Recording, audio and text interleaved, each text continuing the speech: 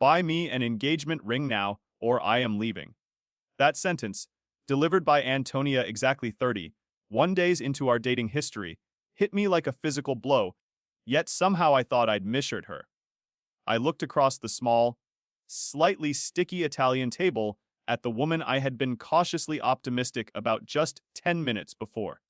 I was 29, a successful digital architect who had spent the last few years carefully rebuilding his financial and emotional life after a messy, control-driven divorce between my parents had taught me the hard way that money was often the cheapest weapon people used to hurt each other. Because of that past, I came into every new relationship hyper-vigilant, a trait Antonia had initially seemed to soothe. We had matched on a dating app 6 weeks prior, and the first few dates were, for lack of a better word, incredible. She was 27, gorgeous, funny, and seemed to click with me on every single weird things. True crime podcasts, obscure indie films, even our shared obsession with perfectly organized desk spaces. After a year of mediocre connections, I allowed myself to believe maybe, just maybe, I had found someone worth investing my carefully guarded time and emotions in. We were at a casual, neighborhood Italian spot I liked. The kind of place where the scent of garlic and oregano hung heavy in the air. The clatter of plates and low murmur of conversation formed a warm, comfortable backdrop, one that she had shattered with that single, insane demand. Antonia, I think I need you to repeat that, I said, trying to keep my voice measured and rational, the way I handle every crisis. I genuinely thought it was some elaborate, dark, humored joke. She put down her fork with surgical precision and looked me dead in the eyes. Her face was devoid of humor, set in a mask of stern, self-serious determination. I said, I need a serious commitment, Lincoln. And I need you to buy me this ring by the end of the month. If you can't show me you are serious about us with proof, I am leaving. She didn't just say it, she showed me. Pulling out her phone, she slid it across the table. The screen displayed a screenshot of an enormous, 2-carat oval diamond ring from a designer brand. I recognized the jeweler's site. The price tag, displayed clearly in the corner of the image, hovered just under $19,000. It wasn't just jewelry, it was a mortgage payment. My brain was running at 1,000 miles an hour, processing the raw data. 31 days. $19,000. Ultimatum. The logical part of me, the architect, felt a structure had just imploded. Antonia, we have been dating for 1 month. I stated, articulating the obvious fact that seemed to have slipped her mind. And you want me to propose with a $19,000 ring. I want you to prove you are serious, she countered, shaking her head as if I were deliberately obtuse. I am 27, and I have wasted enough time on men who were not serious. The ring is proof. My best friend's boyfriend bought her a promise ring after 2 weeks because he knew she was the one. If you cannot do the same, then clearly I am not that important to you. The entitlement was so thick, I could feel it coiling in my gut. It was a pressure I recognized instantly from my past, the sickening feeling of being financially manipulated to prove worth. The fear of deep investment I carried, the one I had been trying to conquer, screamed at me. I took a slow sip of water, trying to reclaim control. So, let me be very clear, I said, placing the glass down carefully. Your ultimatum is to spend almost $20,000 on a ring for someone I've known for a little over 4 weeks, or you walk out. That is what I said, she confirmed, crossing her arms, her jaw rigid. I nodded once, letting the silence hang. The background noise of the restaurant, the clinking of wine glasses, seemed to fade as I made a choice that felt monumental. I looked at the $19,000 demand, then at the woman who saw me as little more than a potential provider who could be strong, armed into commitment. I saw the trap. I choose option 2. I replied simply. You leaving? Her face froze. I mean, literally froze, like a piece of software hitting a critical error. She had been so convinced that I was bluffing, that the potential of losing her would make me negotiate, plead, or at least panic. What? She whispered, disbelief staining her voice. Option 2, me leaving. You cannot be serious. Dead serious. I confirmed, flagging down the waiter. Check, please, and split it. The air in the restaurant suddenly felt thin, tasting faintly of betrayal and burnt garlic. When I chose option 2, her leaving, Antonia's stunned silence lasted, maybe 15 seconds, before the computer failure turned into sputtering panic. You are really leaving me over a test? She demanded, the volume of her voice rising in disbelief. You just asked me to spend almost $20,000 on a ring for someone I have known for 31 days. I countered, keeping my voice level, focusing on the rational core of the insanity. That is not a test, Antonia. That is financial insanity disguised as romance. And I am not interested in negotiating my worth. The waiter arrived, check in hand, looking highly uncomfortable. I placed my debit card down for my half, signed the receipt, and pushed my chair back. Antonia didn't move. She sat there, mouth agape, a monument to miscalculation. She had believed, fundamentally, that I would be terrified of losing her. She had mistaken my cautious optimism for desperate need. I walked out of that Italian spot and into the cool night air feeling a strange, hollow mix of emotions. Part of me was genuinely disappointed. I had been excited by the potential, by the genuine connection we had had over movies and music. The romantic in me felt a sting of loss. But the much louder, much wiser part of me, the part that remembered my own past and the constant use of money as a lever for control, felt a profound, exhilarating sense of relief. I had not caved. I had walked away with my dignity and my $19,000 intact. I had successfully defended my boundary, a victory that meant more than any fragile, forced relationship. It felt like I had dodged a bullet, the one my past had taught me to always watch for, fired until it whistled past my ear. I got home, poured myself a double shot of my favorite whiskey, and settled onto the sofa, figuring that was the end of the drama. I was wrong. The immediate fallout was digital, a full-scale emotional bombardment that started just 2 hours after I left the restaurant. It began with the apologies. I am so sorry, I panicked. Please give me another chance. I did not mean any of it. You are the best guy I have ever dated. These were quickly followed by a pivot to insults. You are going to regret walking away from me. You are a coward who cannot handle a real woman. Then, after a 4-hour break, the pleas returned, even more desperate. I miss you so much. I have never felt this way about anyone. Please just call me. It was an exhausting, relentless emotional pendulum swinging back and forth with zero coherence. I simply did not respond. I set my phone to silent and watched the notifications stack up, the volume and volatility of the messages only cementing my original decision. Anyone who engages in that kind of emotional chaos after 1 month of dating is not looking for a partner, they are looking for a punching bag or a hostage. I sent a brief rundown of the situation to my best friend, Sarah Cooper. Sarah is a rock of common sense, and her response was instantaneous and exactly what I needed. That's not a test, Link, she texted back. That's a hostage negotiation. And you're right. Anyone who sets up a situation where the only win condition is financial submission is waving a flag the size of Texas. Block her. Her confirmation was the final reassurance I needed. I didn't block her yet, though. I let the messages burn themselves out, watching the spectacle play out on my screen for 3 straight days until the flow finally slowed to a trickle of unanswered. Why are you doing this to me? Texts. I was certain, then, that the immediate danger had passed. I was wrong about that too. I was certain, then, that the immediate danger had passed. I was wrong about that too. On Thursday night, a week after the dinner disaster, I was finally relaxed, deep into a basketball game, when my doorbell rang. I checked the video feed on my phone.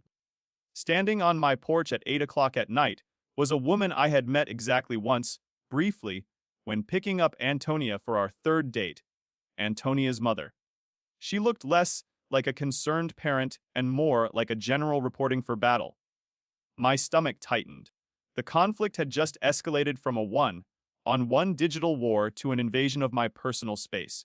I opened the door because, truthfully, I needed to know what insane angle this family would take next. Good evening. I greeted her calmly. What exactly did I do? The conflict had shifted from digital to physical with the mother's unannounced visit. But just when I thought I understood the game, a simple one of emotional coercion backed by family, I received the actual rule book.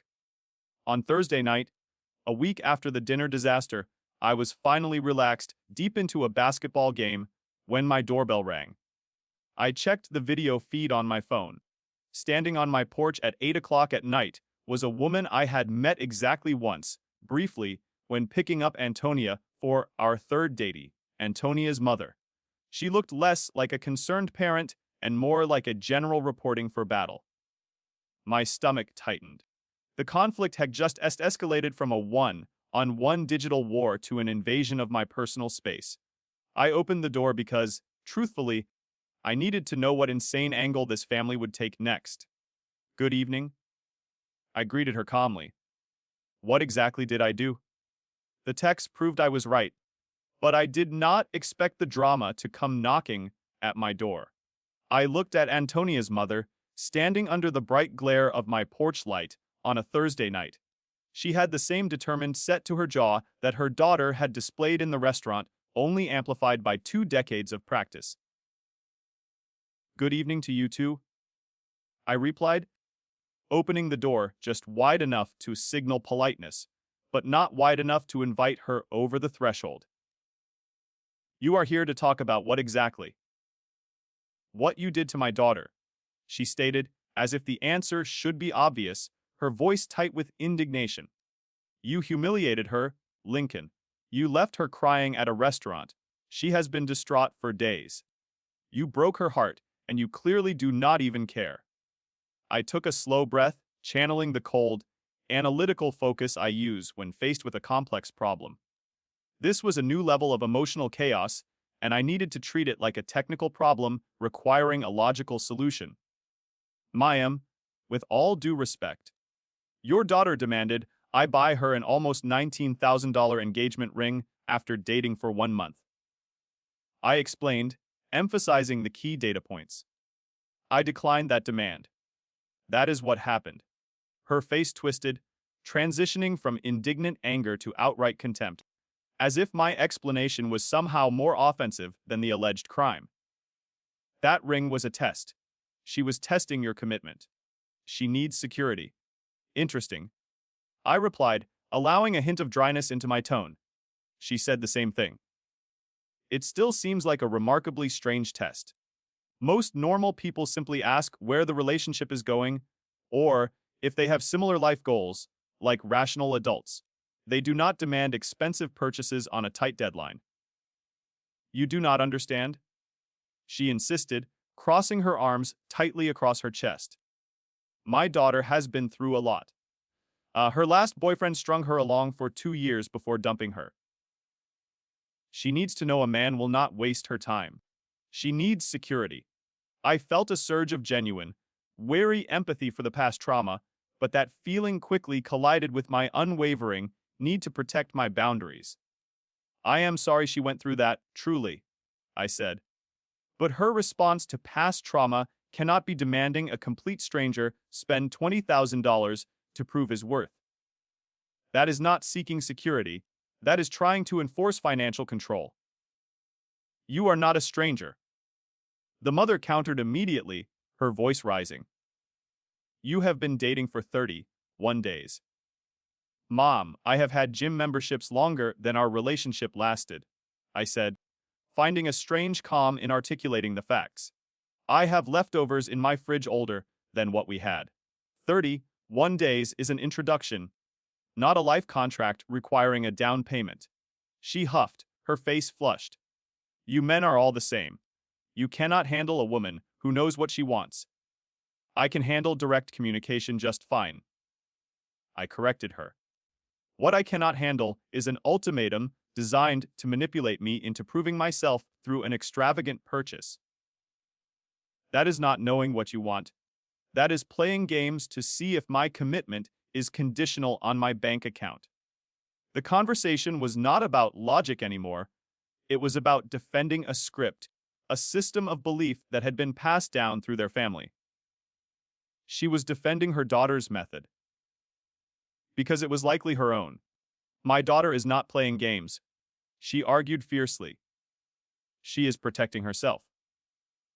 Be demanding an engagement ring from someone she barely knows, I questioned. That is not protection, that is control.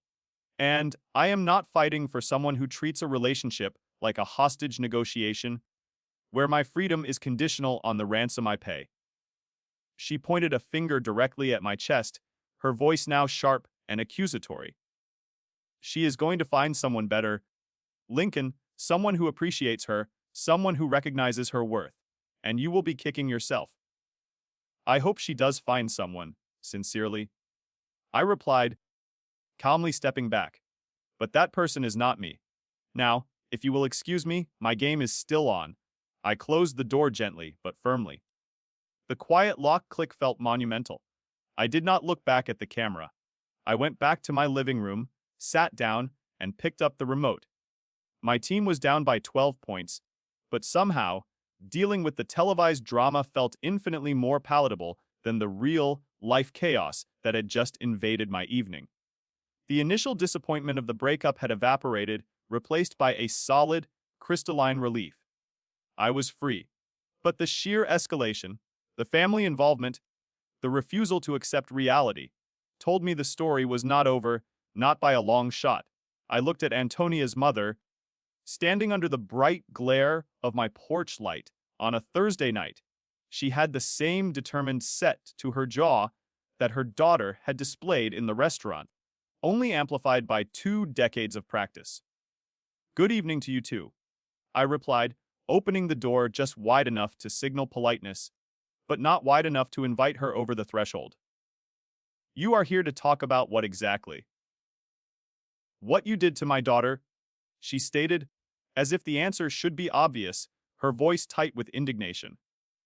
You humiliated her, Lincoln. You left her crying at a restaurant. She has been distraught for days.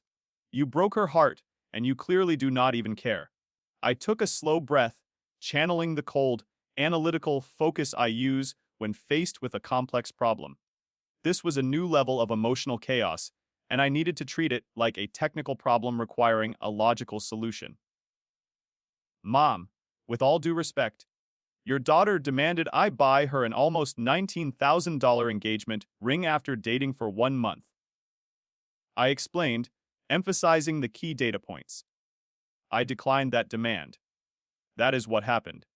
Her face twisted, transitioning from indignant anger to outright contempt, as if my explanation was somehow more offensive than the alleged crime.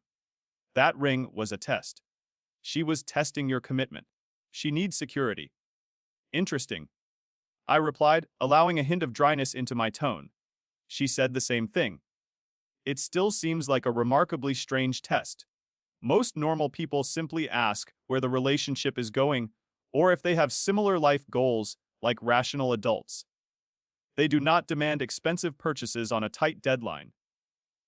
You do not understand, she insisted, crossing her arms tightly across her chest. My daughter has been through a lot. Her last boyfriend strung her along for 2 years before dumping her. She needs to know a man will not waste her time. She needs security. I felt a surge of genuine, wary empathy for the past trauma, but that feeling quickly collided with my unwavering need to protect my boundaries.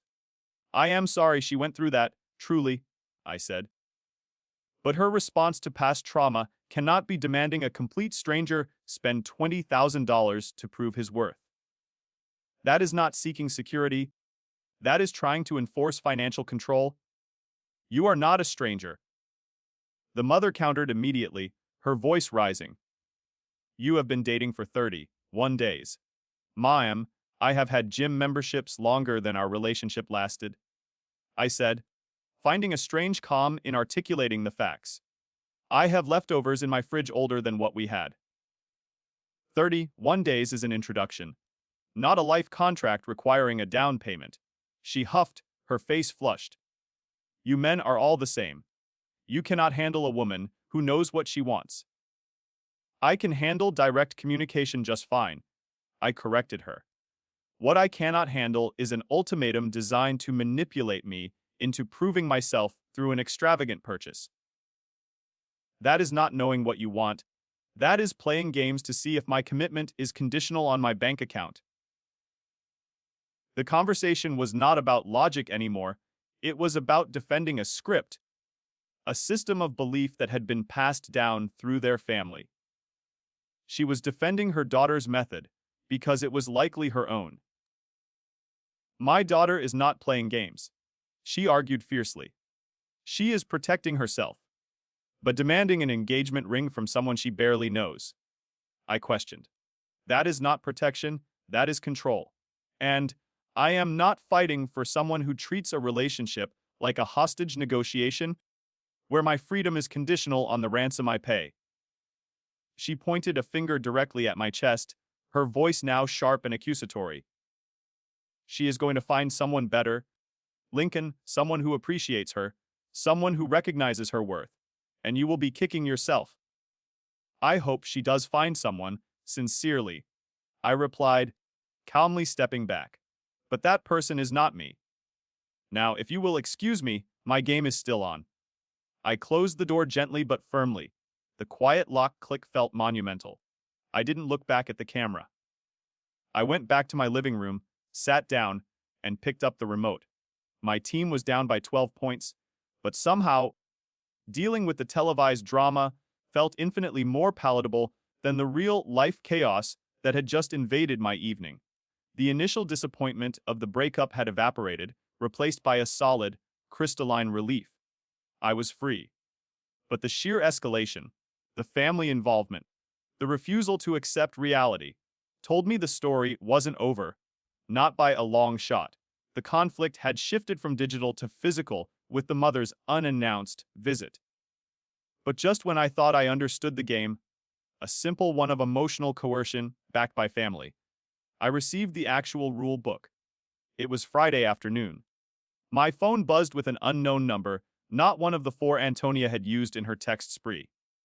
Against my better judgment, I answered. Hi, this is Elias, a quiet female voice said, Antonia's sister. Before you hang up, I just want to apologize for my family. That was unexpected. A genuine apology, unmixed with any demands or accusations. Okay, Elias, I replied, sitting down at my desk. Go on. What she did was insane, Lincoln. Completely insane. I told her not to do it. But she was convinced you would cave, because our mother kept telling her all men cave, when they are scared of losing a woman like her. That was a direct quote from our mother, by the way. A chilling understanding began to dawn on me. The mother wasn't just an enabler, she was the architect. Your mother seems quite involved, I stated, keeping my tone neutral. Involved is an understatement. Mother is enabling this because she did the exact same thing to our dad. She demanded an engagement after just 2 months, threatening to leave him if he didn't. Dad caved because he was young and stupid and thought he was in love. They have been miserably married for 30 years. Mother thinks it is a winning strategy. She taught Antonia the playbook. The pieces clicked into place. The entitlement, the financial demand, the absolute certainty that I would panic. It wasn't a random impulse, it was a deeply ingrained, manipulative family system. I wasn't fighting a single individual.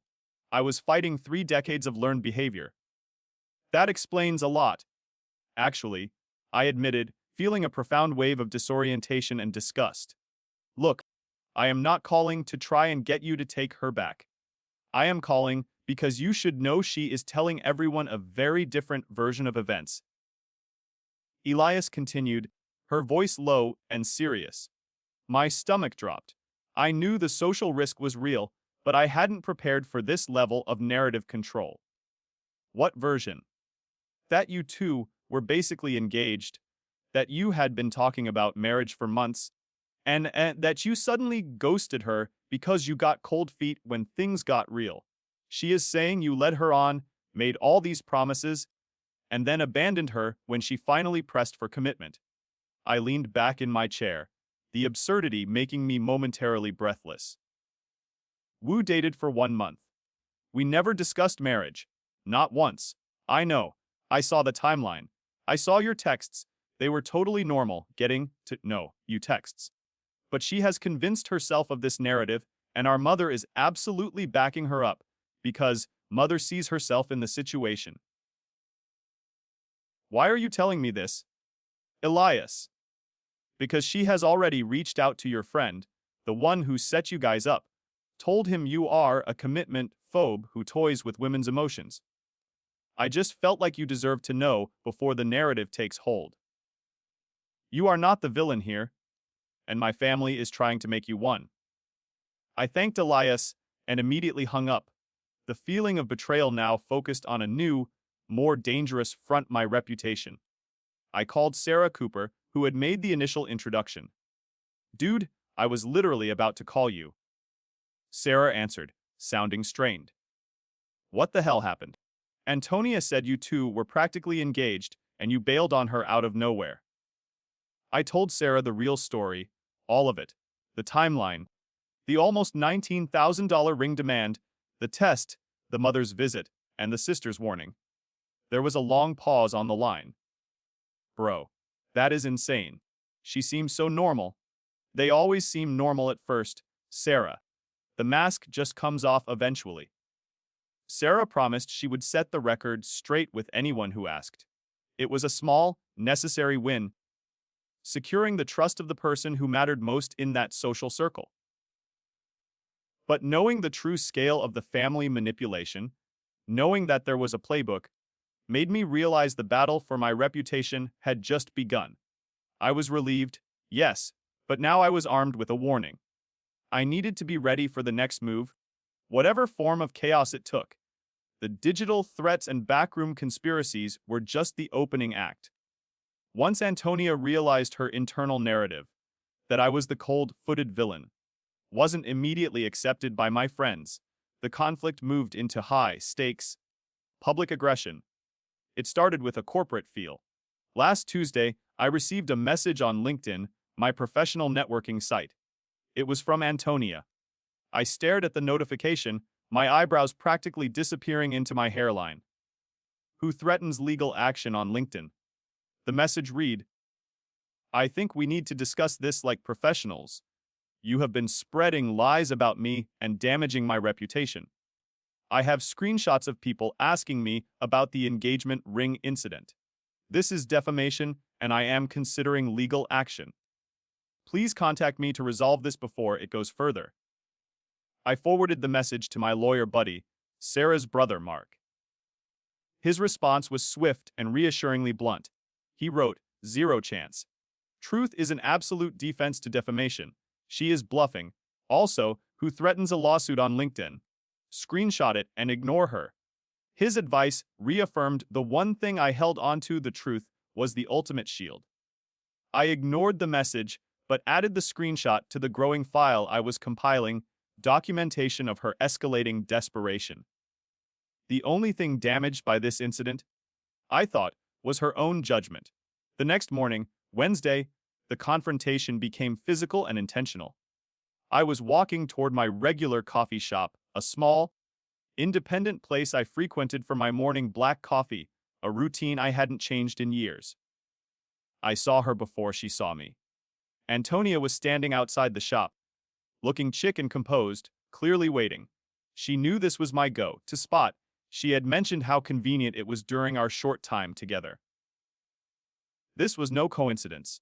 This was an ambush. My gut instinct was to turn and walk the other way, but I had secured my boundaries, and I would not let her dictate my morning routine. I walked straight up to the entrance. "We need to talk," she said immediately, her voice low but insistent. "No, we do not," I replied, stepping around her toward the door. "You cannot just ignore me forever, Lincoln. We had something real. We had potential." I paused at the door, turning back. We had 31 days and a demand for expensive jewelry. That is what we had. The rest was just potential that evaporated when you issued an ultimatum. Her tone shifted instantly, adopting the soft, vulnerable facade I knew preceded a manipulative plea. I have changed. I have been doing a lot of thinking, and I realize I came on too strong. I was scared, and I handled it wrong. My therapist says I was operating from a place of fear and past trauma, and that I need to communicate better.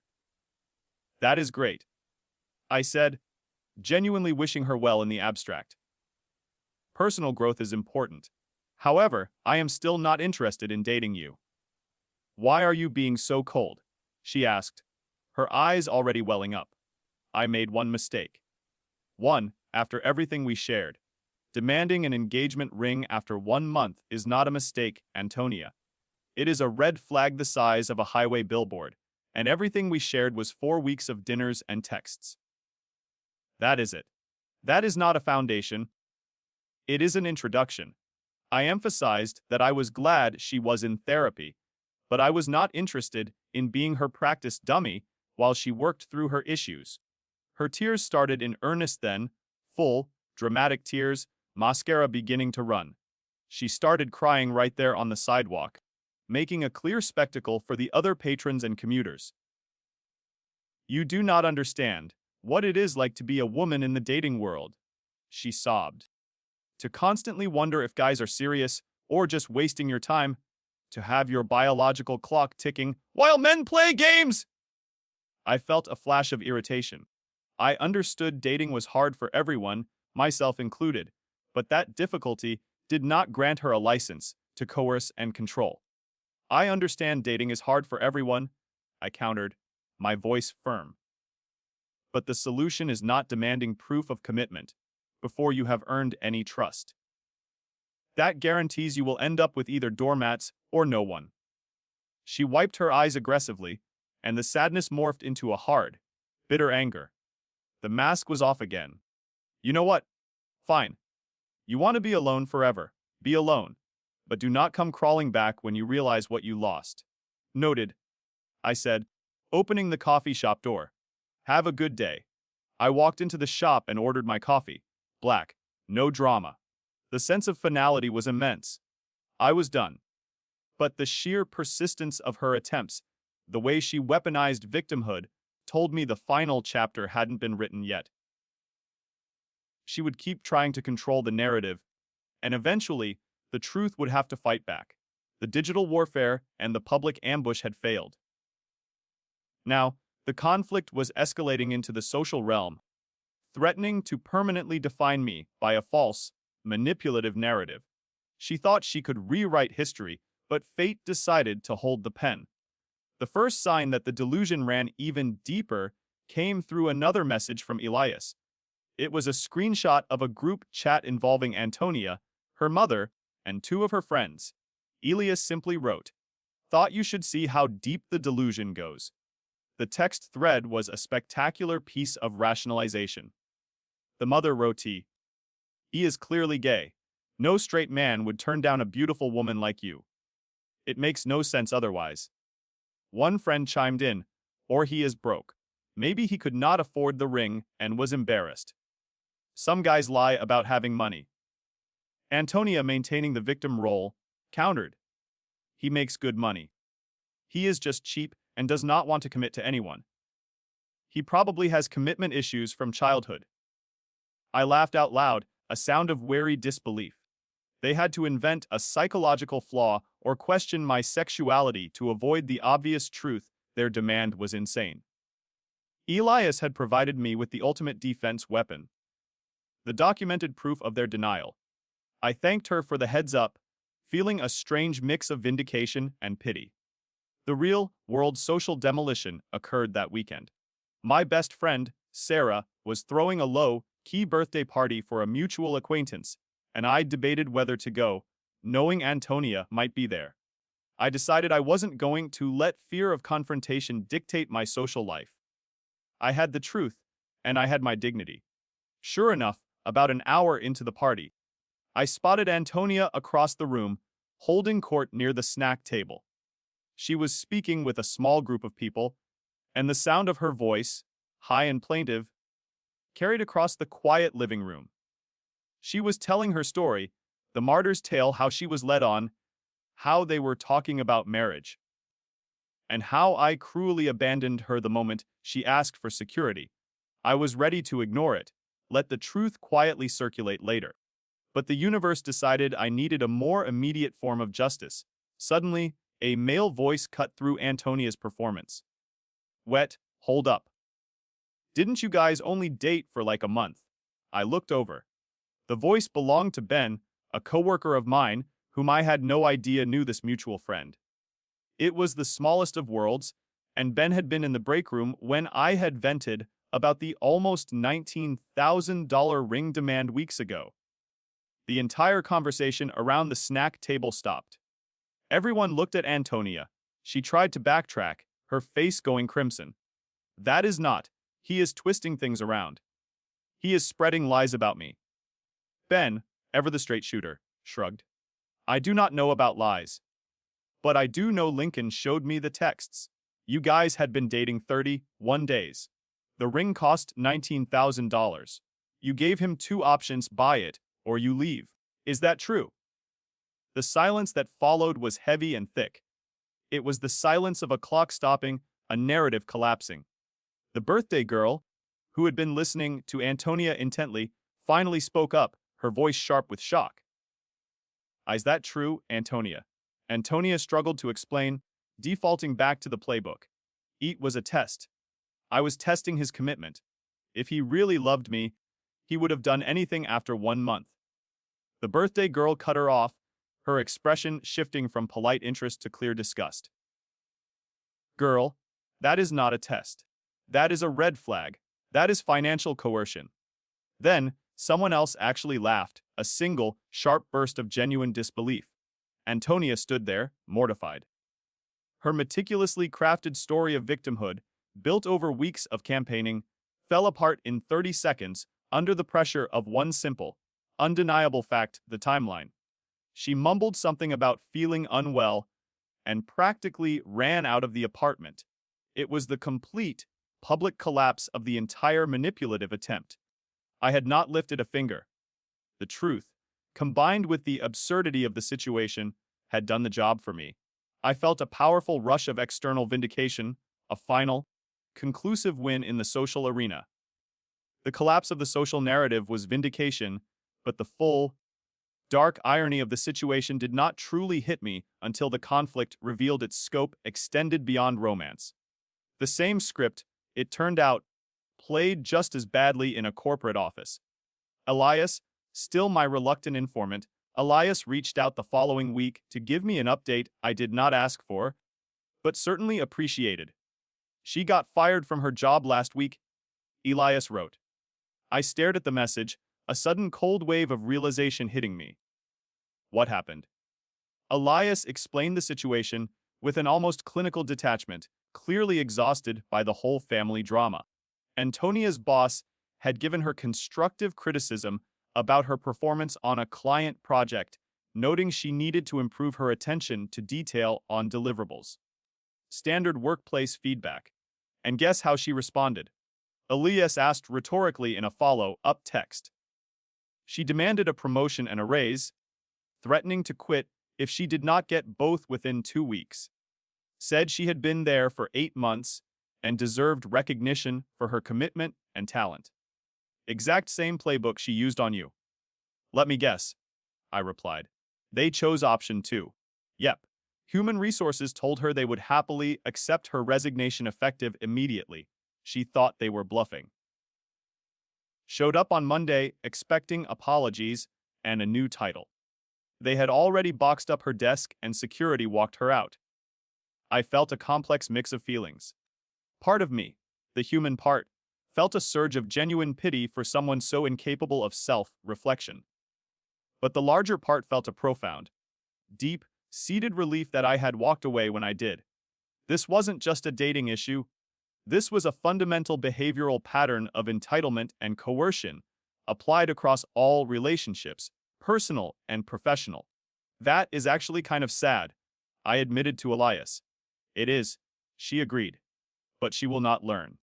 Mother is already telling her the boss was threatened by her ambition and could not handle a woman who knew her worth. Same script, different target. The delusion is unbreakable. That was the key, the final, terrifying puzzle piece. Antonia could not fail, she could only be failed by others. Every time she received a negative consequence, whether it was losing a boyfriend or losing a job, the mother was there to reinforce the idea that the problem lay with the external world, not with the manipulative tactic itself. She was trapped in a cycle of self-destruction that she was incapable of recognizing. Elias's final update was personal. That is why I am getting out, Lincoln. I am moving across the country next month. Starting fresh, somewhere the family drama cannot reach me. I told her I hoped things got better for her. She seemed like the one sane person in that whole toxic family tree, and I wished her peace. Realizing the true scale of the problem, the playbook, the mother's enabling, and the job loss, made me feel less like I had dodged a bullet and more like I had sidestepped a whole firing squad. My original decision, which had felt necessary but emotionally draining, was now revealed to be a choice of survival. I had protected not just $19,000, but my sanity, my reputation, and my future freedom from a lifetime of being controlled. The social vindication, followed by the professional karma, felt like the universe definitively confirming my judgment. The conflict was essentially over, all that remained was the quiet aftermath. I went full no contact after the professional drama, blocking every number she had used, and making my social media entirely private. The silence was deafening at first, but soon it became beautiful. The constant pressure, the feeling of being perpetually tested, finally lifted. I had secured my hard-won boundaries, and the emotional exhaustion began to recede. About 2 weeks after the professional collapse, Antonia's mother tried one last time to breach my defenses. I received a friend request from her on a popular social media platform. I showed the notification to Sarah. "What do you think she wants?" I asked, half amused, half horrified by the persistence. "Probably to yell at you some more or try to guilt you into buying something."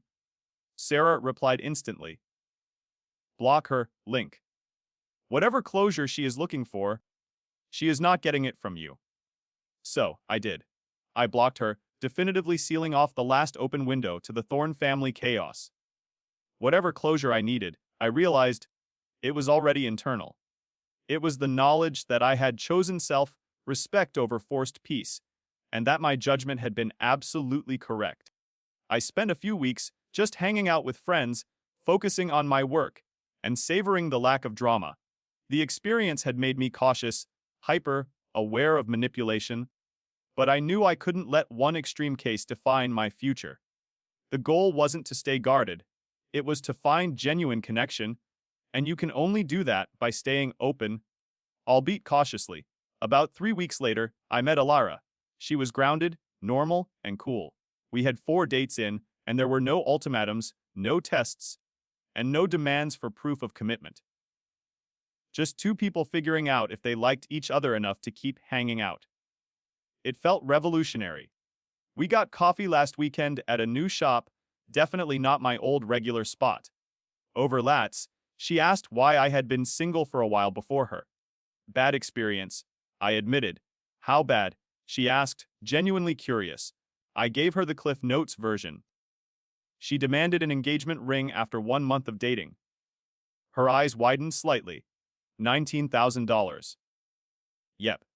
And when you said no, she sent her mom to your house. Yep. And then she showed up at my coffee shop crying. Alara stirred her coffee thoughtfully, then looked up at me with a steady, respectful gaze. You walked out. Most guys would have tried to negotiate or caved just to keep the peace. I wasn't interested in negotiating with someone who opens with ultimatums, I said. That's not how healthy relationships work. I walked out because I realized she was trying to control me, not love me. Good, Alara said, taking a sip of her latte. Anyone who issues ultimatums like that is trying to control you, not love you. That right there is the response of someone healthy. That right there was the final, profound validation I needed. My choice, which felt lonely and difficult at the time, was the correct, rational, and healthy response. I had protected myself from a lifetime of constantly proving my worth through purchases and gestures. I sometimes think about what would have happened if I had caved. Terrified of losing her, I would probably be miserable right now, constantly on edge, trapped in a cycle where I was always one failed test away from being the villain. Instead, I was free, dating someone who saw me for who I was, without the need for games or scorekeeping. The last I heard through the grapevine, Antonia was living back with her parents, telling everyone she was healing from toxic relationships. Apparently, her dating app profile now ready, looking for a man who knows how to treat a woman like a priority, not an option. No games. The irony was a soft punch to the gut. Elias sent me one final message before she moved across the country. She is still talking about you, Lincoln. Still convinced you will come crawling back. Mother tells her you will realize what you lost. She is going to be waiting a long time, I replied. Elias's last text before her phone number changed made me smile. She wrote, I told her that. She said I did not understand true love. I said, true love does not come with a price tag and a deadline. That right there, a rational perspective emerging from the chaos, was the final, satisfying conclusion to the whole ordeal. I got to keep my dignity, my almost $19,000, and my peace of mind. No regrets. Not a single one.